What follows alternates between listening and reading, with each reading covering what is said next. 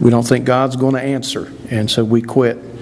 And that's encouraging to me to know that 6 years they prayed for revival for their little community, and finally it happened. God sent revival. And so I pray again that you'll make every effort that you can possibly make to be here for Jubilee every night if you can. And I truly think that you'll be blessed each and every night. If you're like me, if you miss a night, you come the next night, and we only got 4 nights, and so every night, I know every night, that I had a guy tell me last year. He said, I was here Sunday night. I had to miss Monday night, but I came Tuesday night. He said, and I don't know what I was thinking. He says, because I know I needed what was preached on Monday. And he says, after I heard what was preached on Tuesday, he says, I knew that I missed something on Monday. And so he told me he's going to be here for all 4 nights of revival with us this year. So just continue to pray that God would have you do what He would have you do in your own life. And I pray again that you'll continue to pray in your own time, and invite co-workers, friends, family, whomever, and try to get them under the sound of the gospel, because I know without a doubt their life will be changed during Jubilee. So, all right, Proverbs chapter number 14 tonight. I left my glasses down in the office, so we're going to struggle a little bit reading these, but we're going to get through it anyway. Proverbs chapter number 14. We'll probably just do 3 verses tonight. That's, to be honest with you, that's all I look, maybe 4 that I looked into today, because I knew we was having prayer time. And I got this fly flying around up here. So Proverbs 14 verse number 4 says this: where no oxen are, the crib is clean, but much increase is by the strength of the ox. A faithful witness will not lie, but a false witness will utter lies. A scorner seeketh wisdom, I like this, and findeth it not. But knowledge is easy unto him that understandeth. We'll stop there tonight, 4, 5, and 6, and we'll look back at these 3 verses tonight. Verse number 4 says, where no oxen are, the crib is clean, but much increase is by the strength of the ox. I'll be honest with you, when I first read this verse, I said to myself, what? So I went back and I read it again. And then I said the same thing. What in the world is he trying to say? So I read it again, and I said to myself, okay, next verse. I had no idea what this verse was trying to tell us, what this verse was dealing with. It made absolutely no sense at all to me, but then I started, Brother Gary, I started to break it down word by word. And I started to study it a little bit. And I think the key word, maybe, I don't know, in that verse for me is, I couldn't figure out what the word crib had to do in this verse. And so I began to study it. I began to look it up and find out exactly what that word crib meant. So let me ask you tonight, when you hear the word crib, what's the first thing that automatically comes into your mind?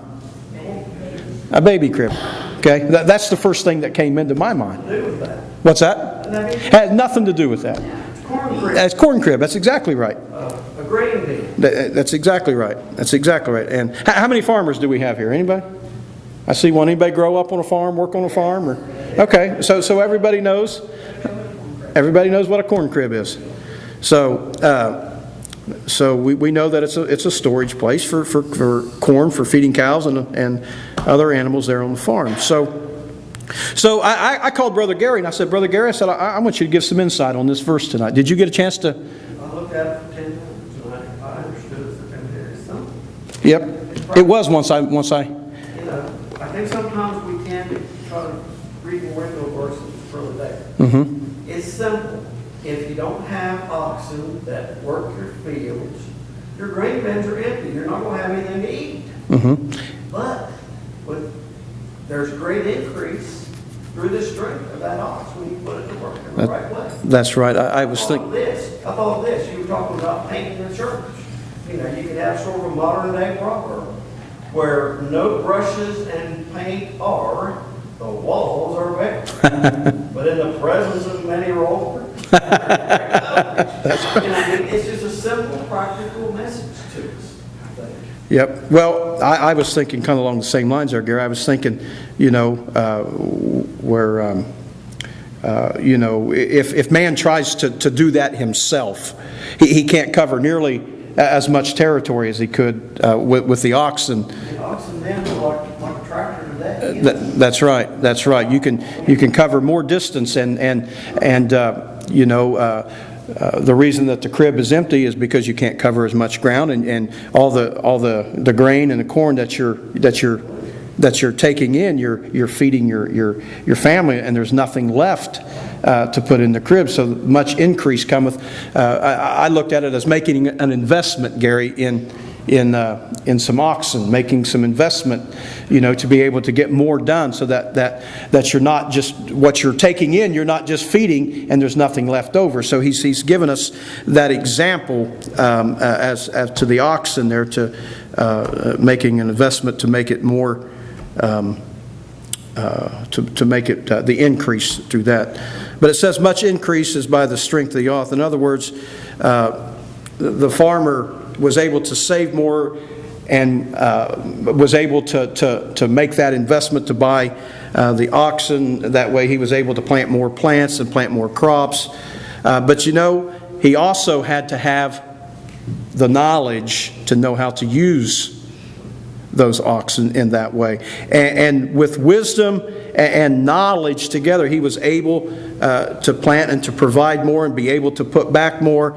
And then he was able to fill those cribs. He was able to feed his livestock and still have enough left over to sell to make his money. I believe that's what he's talking about when he's talking about the increase right there. During that time period also, oxen were much preferred as a work animal. So they didn't use horses, because they could take a yoke of oxen and they were far stronger than any two horses put Right. together. So therefore, they had a ready supply of that type of labor with their oxen. Not only that, if need be, they would have food. That oxen could be butchered and used as food. So they got far greater contribution by having oxen. And they could be used even by children. Children could get out and leave them. So they were really the preferred work animal. That's right. Okay. So knowing that, and knowing what we kind of talked about a little bit here, what do you think the wisdom of this proverb? What is Solomon trying to tell us? Yes, Gary. I think in a way, when it says from the strength of the oxen comes abundant supply, I think it's basically saying if you have something that works for you, you have to feed and take care of it. Because if it doesn't have strength, it can't work. The same as basically in the church, if you don't feed the flock and do things, you just perish. Mm-hmm. Jeff, did you have something? I saw you. Kind of goes along with what I was thinking with your Sunday sermon a little bit. You know, I didn't have, the thing about not having any oxen is that I don't have to clean the crib. But I can't grow that way either. Right. I won't have any increase unless I have the mindset that I'm going to have to work and I'm going to have to be committed to grow. God's house is like that, and being a Christian is like that. I can't just pick and choose what I want to do. God's laid it out. See me through it. Amen. It is going to take some effort. Some work and effort on our part. That's right. Glorify the Lord when you're not in the law. That's right. Anybody else have anything with that verse? Yes, John. It kind of struck me that you can kind of take that and apply it to the church. If you don't have people in the church that are willing to work, and this may be leading a choir, leading a prayer group, whatever, it eventually is going to turn to nothing. And we as people, or we as people of the church, are like those oxen. We have to do the work in order for the church to grow and for the kingdom of God to grow. And I think that's just, kind of taking it out of the context of, instead of putting people in there, you put the word oxen. Okay, it's a good way to look at it. Okay, anybody else? It goes along with what Lena said, that I spent 14 months there in Korea, and they people took care of their oxen better than they did their families. Mm-hmm. And that was their livelihood. Sure. And in 14 years, I never saw a horse. Really? 14 months. Months. They just didn't have it. Interesting. Okay, well, let's go on to verse number 5. It says, a faithful witness will not lie, but a false witness will utter lies. This verse is not hard to figure out. You can read it one time and pretty much grasp what Solomon is telling us. And we've talked about this a couple times already back in some of the other chapters. And it says, a faithful witness will not lie. I believe when he's speaking here of faithful, he's speaking of faithful men. He's speaking of Christians as well. And if you're a Christian, then every word out of our mouth should be the truth. Every word that we speak should not, nobody should have to question whether or not we're telling them the truth or not. And that there's several men in this church, not just men, ladies as well, that I know that when I walk up to them and I ask them a question, I know without a shadow of a doubt that I'm going to get the truth. They're not going to, beat around the bush. They're not going to, tell me a lie or nothing. And they're going to tell me that straight up. And that's a great testimony to have as a Christian. And I was thinking about this. It's very important for us to have that kind of reputation, especially at our workplace. I was thinking about workplace. It's very easy. We have people, and you've heard me say this, and it's no secret. Everybody knows this. You have people that actually, if they know you're a Christian, especially on the job, they're watching you just to see if you're different. They're watching how you walk. They're watching how you talk. I remember working, and I remember one specific time I had done something.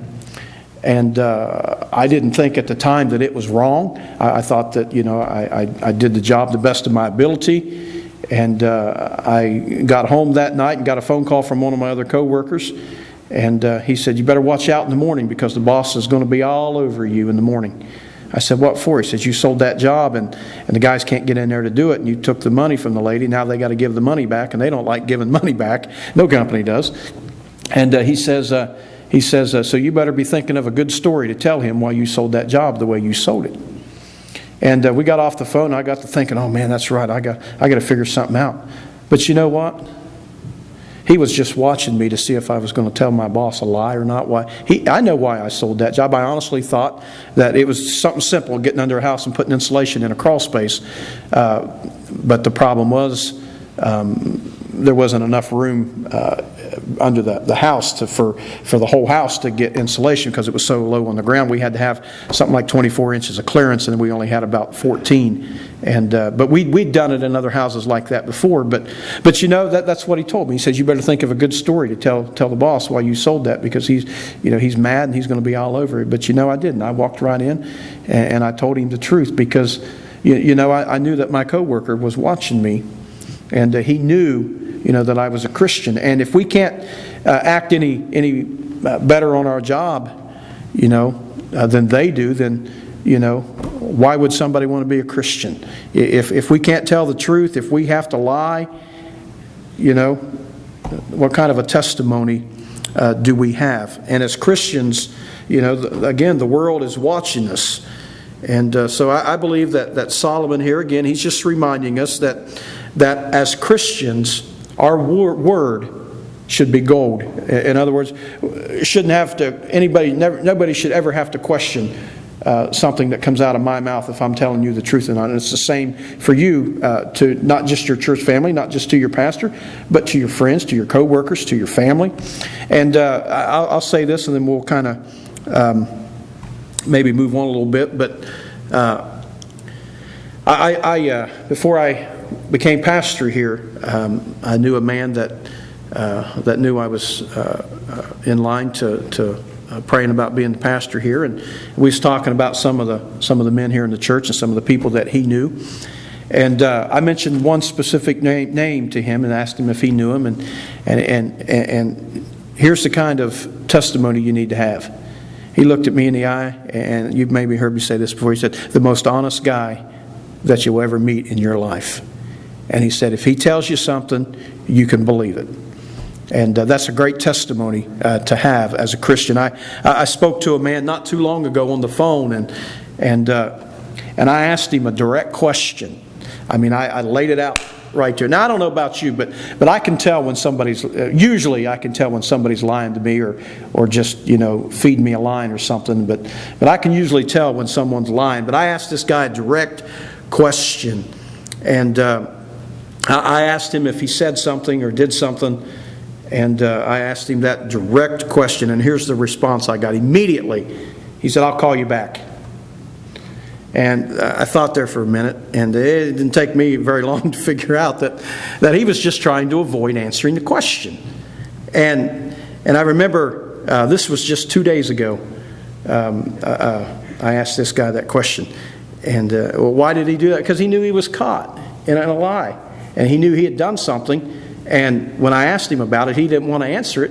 So he got off the phone real quick. And as Christians, again, telling the truth saves your testimony, it saves your integrity, and will also, in the long run, it'll save you the embarrassment of being caught in your own lie and having, because once you tell a lie to somebody, you know how hard it is to regain that trust that you had in them or they had in you before. And, you're always wanting to, in the back of your mind, you're always thinking, well, is he telling me the truth now? Can I believe what he said?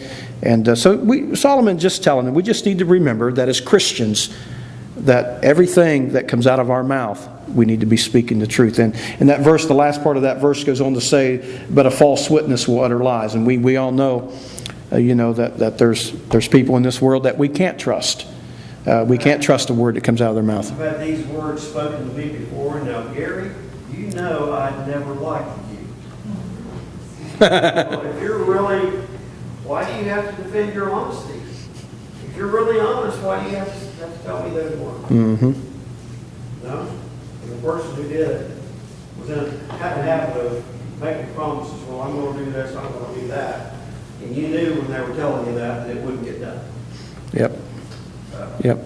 So just remember, just make sure that our Christian testimony goes a lot further and a lot deeper than some things. It goes as deep as telling the truth each and every time.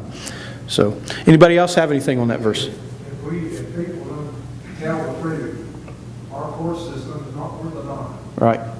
True. I was on jury duty down there one time, and 2 days they gave the witnesses, up there. But beforehand, when they picked the jurors, they asked you certain questions. And we had a guy on there, the question he asked, he lied about. And when we got back in to start on the slide, guilty or not, we went through each one, and 11 of us said, the guy's guilty. He said, I think he's guilty. And he said, I'm not going to vote that way. And he said, these city cops, he said, I don't have a thing good to do to say that. And he said that we sat there for 3 days. And that guy lied from his line, set the guy free. Oh, wow. Wow. The truth is, probably the courses of the problem. Yep. Yep. Wow. All right, well, let's move on to, and we'll finish up with verse number 6 tonight. It says, "A scorner seeketh wisdom, and findeth it not, but knowledge is easy unto him that understandeth." All right, the first question I had here when I read this verse is, it says, "A scorner seeketh wisdom, and findeth it not." So my question is, why can't they find wisdom? They're not looking in the right place. Okay? They don't want to? They really don't want wisdom. They don't want it? Anybody else? Truth hurts. Says a scorner, so I would think that he's not going to believe what he's hearing anyway. Yep. You know, I was thinking, you know, to find wisdom, or in order to get wisdom, number one, we have to be willing to listen to others. We have to be willing to be able to take criticism. We have to have the attitude that and be on our mindset that we don't mind. We have to have the attitude that we don't mind somebody teaching us something. We don't mind somebody telling us when we're wrong, or telling us that we're not doing this right. And if we're not willing to listen to what someone that is wiser is teaching us, then we will never find true wisdom. We'll never find it. And we know that true wisdom, really, it only comes from God. But if we want wisdom in our life, and he says here, the scorner seeketh wisdom, but findeth it not. Why? Because he's not willing to find it. He's not willing to reach out to Brother Gary when Brother Gary's trying to tell him, how to get it, how to do it. He's the one that has the answers. He's not willing to be taught. He's not willing to listen. And if we want true wisdom, then we have to be willing to humble ourselves. We have to be willing to do what they're not willing to do, and to lose the pride, and be willing to let somebody teach us or show us how we can find true wisdom. Scorner or scoffer usually are very close-minded. Yep. And if you're willing to let somebody teach you, if you're willing to have that open mind about yourself, to know when Brother Sam is trying to tell you something, you can trust that man. That man's full of knowledge, and if he's trying to tell you something, then you need to be willing to listen and be willing to take in, to what some of the wise men of the church, I guess you might say, are trying to teach us. But the last part of that verse goes on and says this. It says, "But knowledge is easy unto him that understandeth." In other words, if you're willing to be taught, if you're willing to listen to others, then you have that secret, or you have the secret, if it is a secret, to gaining that knowledge. Why? Because you're a person of understanding. And if you're a person of understanding, then hey, Brother Rick, he's got the answers. He's been doing this a long time. Brother Harold, he's a deacon of the church. He's a wise man. You got to be willing to listen to them. And if you're a person of understanding, and you'll be willing to listen. And I like, Brother Gary, you have anything on that last verse? It says, "But knowledge is easy unto him that understandeth." Why is it easy to us? Why is it easy? Because you don't have a false understanding of what's trying to be told to you.